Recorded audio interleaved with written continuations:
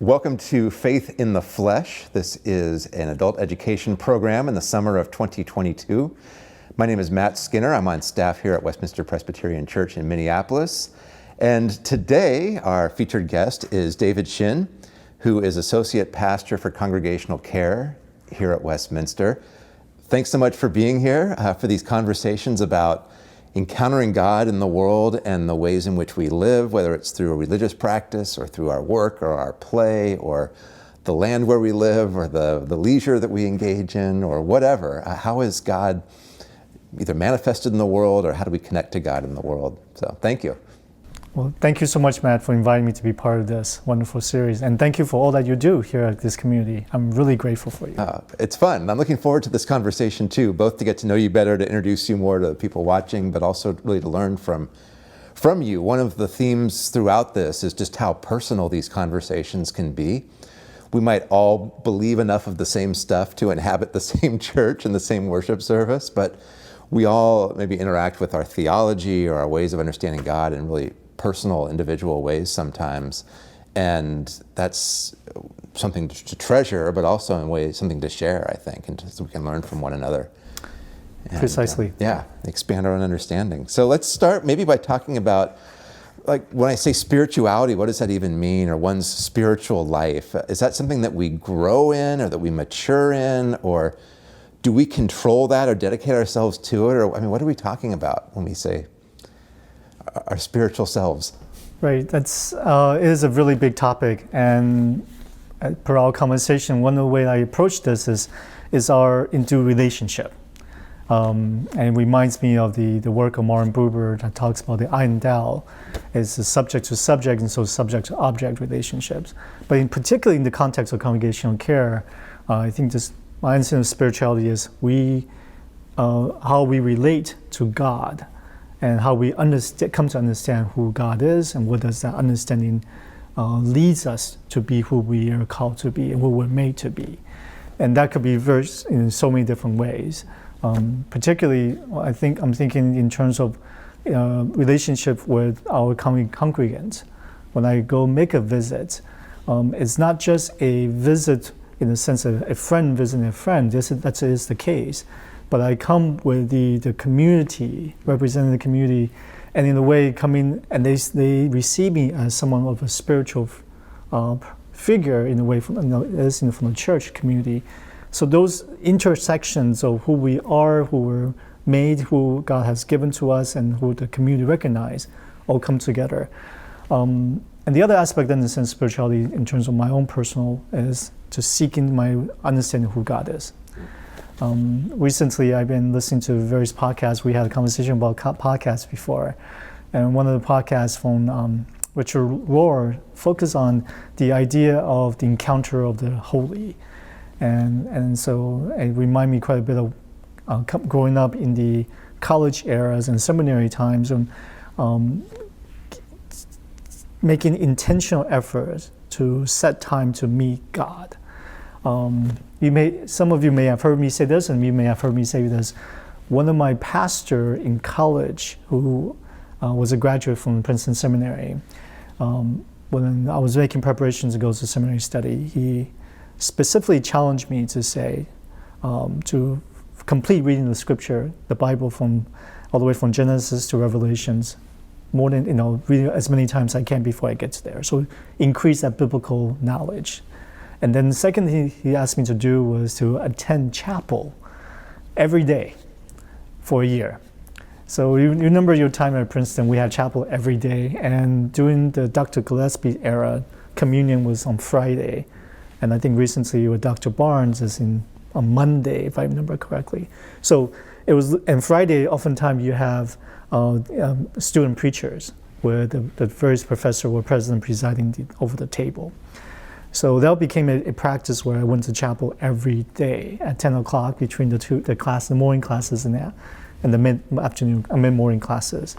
And that was part of developing my spiritual understanding and encountering that holy, and really enjoy the chapel space and get to know of the community. So spirituality is engagement, the relationship with God, with each other, but also nurturing who God has made me to be and growing in the knowledge and just love of God. Sure. When you say encountering the holy, say more about what that means, because like I think of biblical stories where people encounter God and they're terrified, like, you know, when God calls prophets or God shows up or God says to Moses, you can't look at me, at my face or you'll die.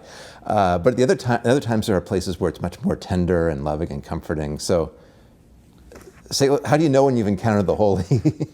Like, should you be terrified to do so, or should you be comforted? Or obviously the answer is it depends, but I think it's all of the above. There's a great deal of trepidations as you encounter God. Moses was terrified to see the burning bush. And in the same way that Moses asked to see God, God said, you can't see me, so you can only see the backside. So we got a chance to see God's backside, however we interpret that backside, maybe in a cliff of a rock. And then the Mary's Magnificat, there's a great deal of trepidations and fear. And when you see the various different paintings of medieval artists, that, you know, in Florence, in the Uffizi Museum, you get a sense how they paint Mary, always in this differentials and they're very separated, and as well as in terrified sense. I think it's all of those, as well as a sense that you're able to do more than you can. One way that I think of this is when I encounter God, is there's a sense of inspirations. There's a sense of assurance. There's a sense of comfort. And there's also a sense of great fear. Is this right? Oftentimes, when we make preparation for sermons or prepare for various different church work, my practice is to pray over what I'm working on. Just get a sense of, this is what I should be saying. This is what God is leading me to teach or guide these congregations or prepare for this particular ministries. And there will always be a moment where hesitations, self-doubt. Is this right? Mm-hmm. Is this what I should be doing? Is this how I should phrase it? And then there's a moment where something just washes over you. I can't fully verbalize it, and I don't know if any of us can, but in our encounter, as we build relationship with someone, you begin to gain that back and forth. As I get to know you better, I can begin to see, okay, this is how Matt relates to me, the way how you see what we do, how we understand one another. I think that's how we encounter God, in the same way that as we encounter God on a regular basis, there's this sense of comfort, sense of assurance, sense of strength when we need it, as well as sense of fear and awe. God, wow, this is. So one of the example I can give you, which I have shared the story before, and we're in the process of delivering home communion right now to our members who are homebound. And I just heard a story that's a very similar story I encountered. I visited a 102-year-old member who has been a member of this congregation for 60, 70 plus years, helped to raise her sister's children. They lost one of their child during the early years of their upbringing. So she was instrumental in maintaining that family together. And through these years, decades of membership and faithful attendance, in her latter years, she wasn't able to come to church. And when I finally got to meet her, it was her dying days. She was in hospice. She was not very responsive. I would come to see her and greet her and tell her I'm from Westminster and I'm so-and-so, but she has no idea who I was because we never met. So one day while communion, and I show her, in the communion we have a liturgy, the printout is the cover is etchings, the famous etching of our Westminster facade. And I presented to her and said, we're going to have communion today if you're willing, if you're able. And all that time she has not looked at me once. But when she opened her eyes to see the picture of the Westminster etching, it's almost automatic. She sat up. And she looked at me and nodded to let me know that she's ready to see communion. And that was the day, a couple of days before she died. And that was, to me, that's an encounter of holy. That Westminster picture, all the decades of memories of love and affection and dedication to this community meant so much to her that upon seeing that etching was enough to get her, prepare herself for this moment. She maybe had taken a little sip of the grape juice because she wasn't able to really swallow when you're in hospice. Some of your physical capacities no longer there with you, and I think she may have just nibbled on the bread, and that was enough. And to me, that was encountering a holy moment. That God was with us, God was blessing her to assure her of God's eternal, never-ending love for her, and especially in this moment when she's the last hours and days on earth with us. So it's a beautiful story. It makes me think of something I learned once, which is in the Middle Ages, so much of the church's understanding of maybe what we would call spirituality today was preparing people to die. It was a big part of the church's ministry, and partly because you had very short life expectancies and all sorts of horrible things could come and kill you at any moment, but the local parish priest was largely responsible to make sure people could die well. And some of that was about control and, and holding people's sins over them. But I imagine we don't think about that as much today. And my reason for bringing that up is spirituality also has a lot to do with helping us figure out how to live and how to carry on maybe that memory that you experienced with this woman from the parish and your own life and your own thinking about what do I do with the time I have here now. Obviously they're connected and they're both, right? But how do you think about those connections? How does this train us to live, but how does it also train us for those ultimate passages that are awaiting all of us? Thank you so much, Matt, for mentioning that. Yes, you're right. The spirituality is not just for that particular moment. We don't go to the mountain where Jesus transfigured, where James, Peter, and John said, let's just make a place for all of us to dwell. We need to go down to the valley, right? We encounter holy for the purpose of living out what God calls us. Moses may have wanted to, I don't know, maybe he wanted to stay in a cave with a burning bush for that moment, but he had to leave the cave, leave the burning bush, because he was commanded to go. If I recall correctly, he denied God about 10 to 11 times and came up with those reasons why he shouldn't be the one going. I think there's the spirituality there's a spiritual actions of how we live our lives. And that I drove ideas from liberation theologians who call us to that God has a preferential love for those who are been deprived of the world, of the basic needs, basic justice, basic liberties and dignities. So there's a spirituality of actions that we're called to live in God's justice and love for everyone. So that thank you so much to add that piece. Yeah, it just made me think the way you talk about it, and obviously in part of your calling, you're called to these very holy moments and these holy spaces at times. What if we turn things a little bit more personal now and kind of think about maybe your own spiritual practices or the ways that you try to develop patterns or habits in your life or to be attentive and how individual that can be.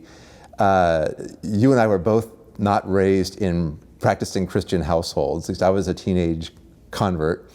And you were as well, if I remember the story correctly. So, I mean, I bring that up because I had to learn this. It wasn't ingrained in me through a lot of family patterns or habits or things like that. And so my journey has been largely through asking other people and kind of seeing what do people do in other homes and other lives. So you want to talk a bit about that, just kind of how your own spirituality has come to be and how it might have evolved over the decades?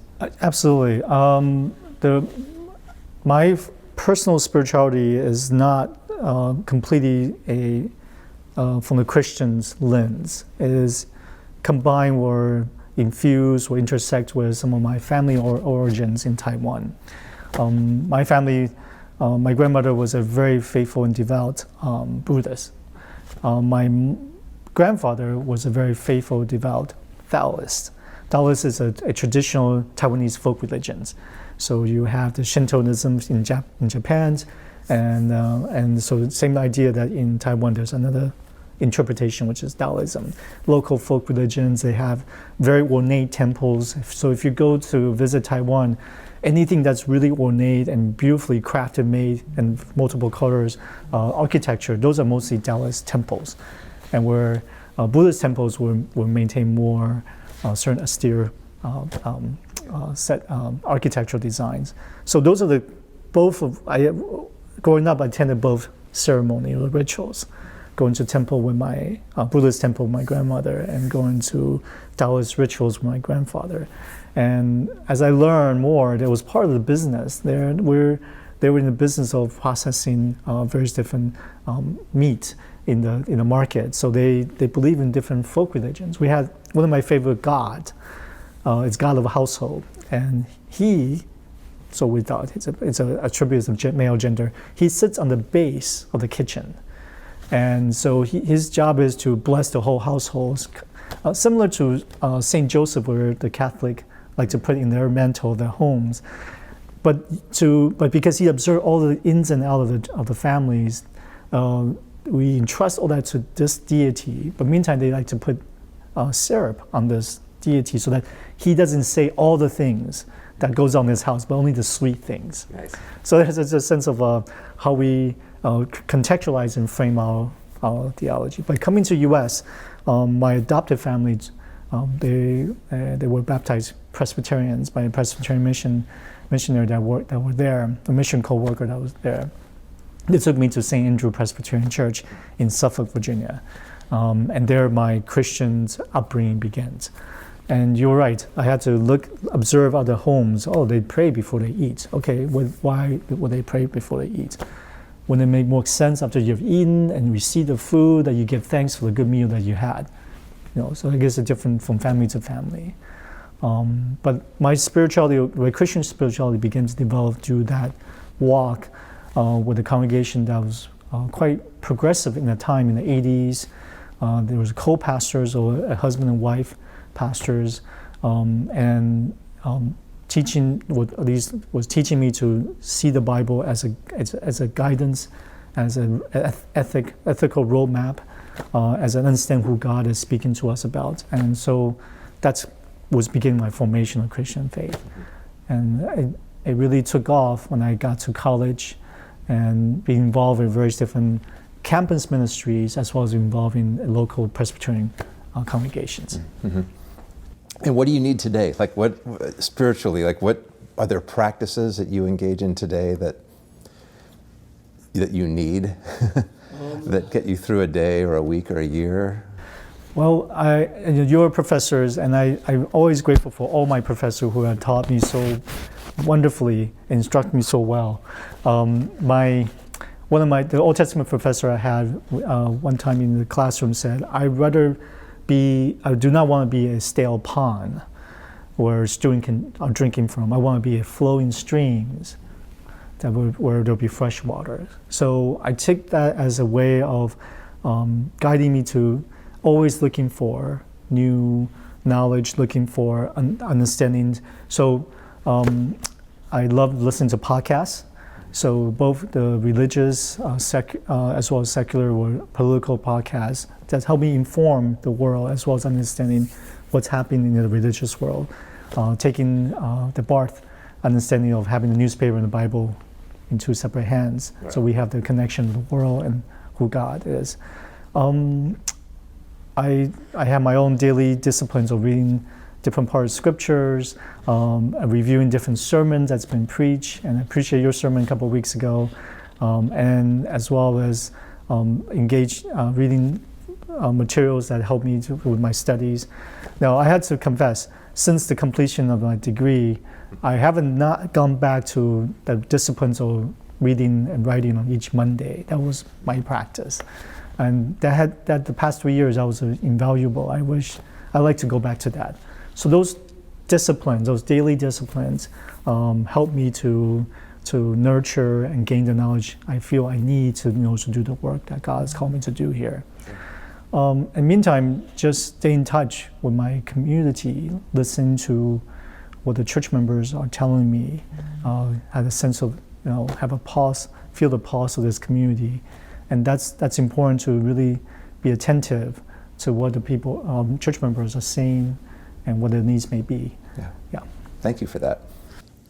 I think that some of our spirituality, like our ways we engage in the world, the way we seek God's presence in our lives or God's accompaniment, those are really connected to our theologies, which is just basically what we think about God, what we assume to be true about God.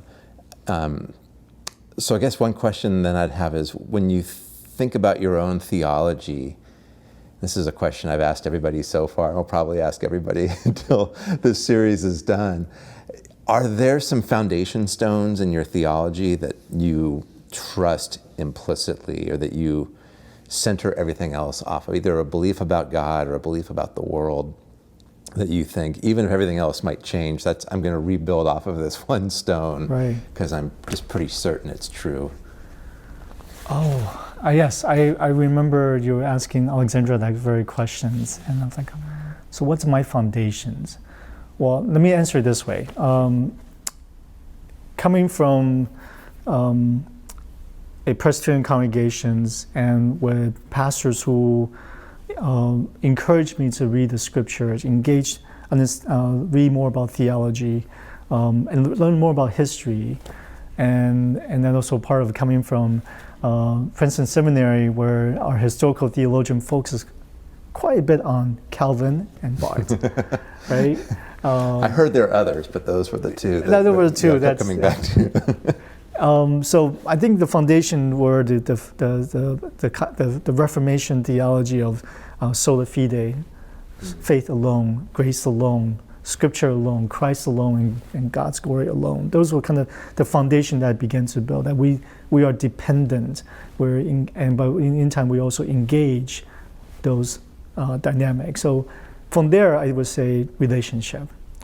You asked me about encounter, and that relationship is based on one of that a trust and belief that God is good, intent for the good for all people. And so my theology is that we believe in a God who has a plan from the beginning to the consummation of the world for the goodness of everyone. And so, and that theological understandings leads me to practice of sharing that goodness and of that unconditional love as best as I can, even in my own failings and where I made mistakes, that God's love continue to encapsulate, continue to cover us, and God's grace continue to renew us, so that each and every day we can go and do what God calls us to do. Yeah, hearing that, the way you put that, both goodness, right, that God is good, or has kind of good intentions toward us, which is a big thing. There's plenty of people who I don't know if they believe that, or at least some people act or preach as if they don't believe that. And some biblical passages make us wonder about that. But you also said for everyone, which is significant too, that this is a God who wants to bless the whole world. And so then how you align yourself with that is partly about soaking up that goodness and being good, but for the world, right, or for everyone. Right. I hear you saying it's about more than just your own individual happiness or fulfillment. Absolutely. Yeah. It cannot just be ours. That would become internal and insular, and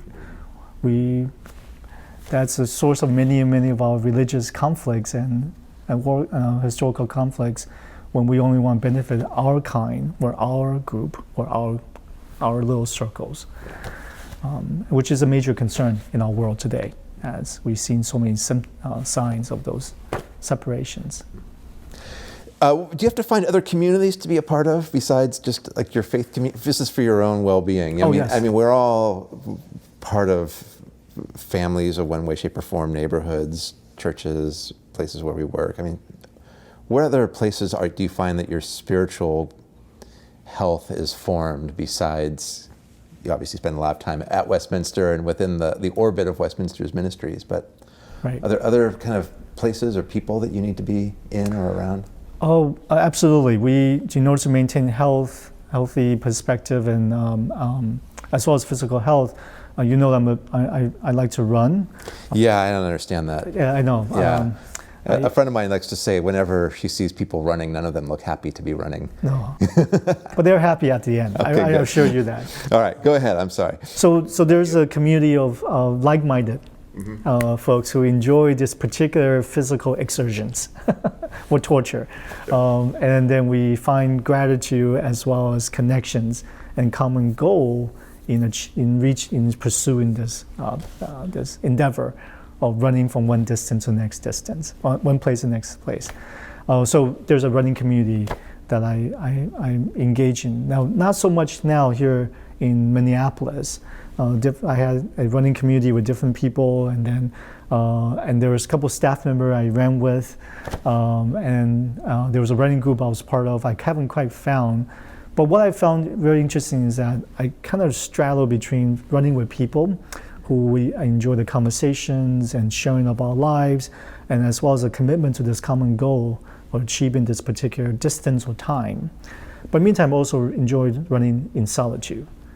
I have told others that I enjoy doing so for me to listen to podcasts, for me to reflect on what I've heard, and then begin also sometimes work on sermons or writings or different things. Sure. So there's a running community I'm part of. There's of course friends. I have family origin in Taiwan, and Julie, my wife, has family origin in Singapore. We have an international communities that I still stay in touch with.